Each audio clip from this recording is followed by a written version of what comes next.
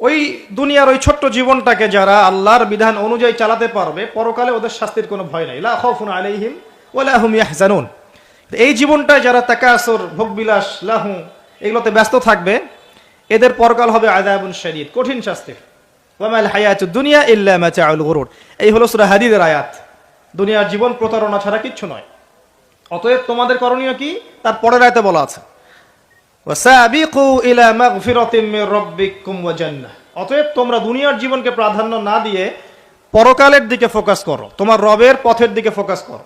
ছুটে চলো তোমরা ছুটে চলো সেই জান্নাতের দিকে যার প্রশস্ততা আসমান এবং জমিনের সমান।